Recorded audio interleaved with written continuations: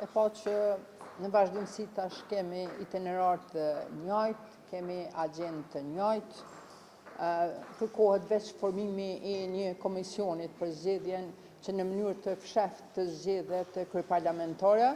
Paraprakisht është dashur të propozohet emri kryeparlamentar dhe më pas të kërkohet të formohet një komision. Kjo s'po ndodh, domethënë kemi cungim tash edhe të agjendës së fillimit dhe ne për shkak të shkeljeve ligjore si aleancë bashkë me deputetë të tjerë të Lidhjes Demokratike, po dhe të Partisë Demokratike, për shkak të ndryshimit në mes të zgjedhjeve të formës së votimit nga votimi i hapur në votim të fshehur, ne kemi mbledhur nënshkrimet, do t'i adresohem gjykatës kushtetuese për këtë shkelje ligjore dhe për këtë shkelje kushtetuese dhe të hanën ne do e dorëzojmë në gjykatën kushtetuese këtë shkelje që po bëhet, sepse edhe pse e kanë shumicën, nuk bën të luhet me kuvendin e Kosovës, me tempullin e demokracisë në këtë formë, të luhet edhe me gazetarët, po edhe me qytetarët e Kosovës, e kanë obligim të sigurojnë 61 vota për kalimin e kryeparlamentarës dhe me pas kalojmë në procedurat të tjera të zgjedhjes së nënkryetarëve të kuvendit, të konstituohet në plotëni kuvendi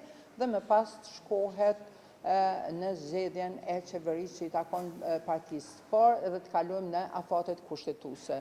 Kjo s'po ndodh, ne veç i kemi siguruar nënshkrimin të hanën për këtë shkelje ligjore dhe kushtetuese, kalimi nga votimi i hapur në votim të fshehtë në mes të votimeve, konsiderojmë që është shkelje ligjore, është shkelje kushtetuese dhe do t'i adresohem gjykatës kushtetuese për këtë shkelje. Zona Katje, kush i dha nënshkrimet përveç deputetëve, pesë deputetëve të OKS? Momentalisht i kemi edhe nënshkrimet e deputetëve të Lidhjes Demokratike të Kosovës, me qenë se është vikend sot ditë pune nuk mund dhe me procedu sot, kemi të diellën seancë, do të mbledhim edhe nënshkrimet të deputetëve tjerë qoftë edhe të komuniteteve dhe të Partisë Demokratike të Kosovës, edhe do të vazhdojmë, do të procedojmë me tutje. Nuk ka të drejtë askush, edhe pse është parti fituese, nuk ka të drejtë të ndryshojë rregullat e lojës, ligji është ligj, kushtetuesa është kushtetues, askush nuk është mbi ligjin, askush nuk është mbi kushtetuesen. Drejtën po me propozu dhe me zgjedh, po ne nuk kemi obligim me zgjedh dhe me votu kandidatin e lëvizjes vetëvendosje. Nuk thot që ne duhet të votojmë, duhet votat për kalim të kryetares së kuvendit t'i siguroj lëvizja vetëvendosje dhe parti tjerë. Partinë e dytë askën tjetër, vetëm këtë parti, atë zgjedhje duhet më gjenë. Le t'i gjenë, ata duhet bojnë përpjekje që t'i sigurojnë 61 vota për kalimin e kryeparlamentares së propozuar nga lëvizja vetëvendosje.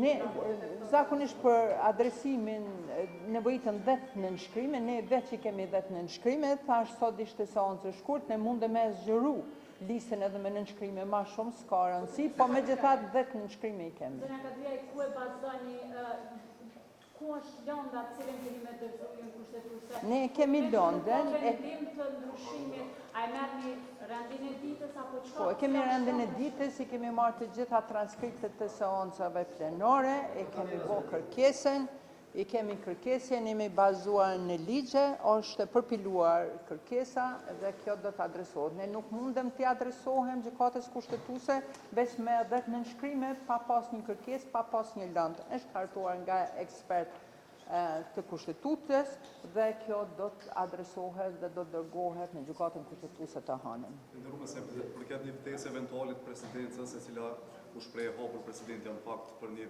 takim mes partive më të parlamentarët, ç'është qëndrimi i OKS në raport me këtë ftesë? Ne do i përgjigjem sepse edhe neve nuk jemi të kënaqur me situatën që po ndodh, me këtë maraton që po ndodh në kuvendin e Kosovës. Besoj çdo konsult është e mirësor, të shohim si do të përgjigjen edhe parti tjera, besoj që edhe ne do të përgjigjem pozitivisht.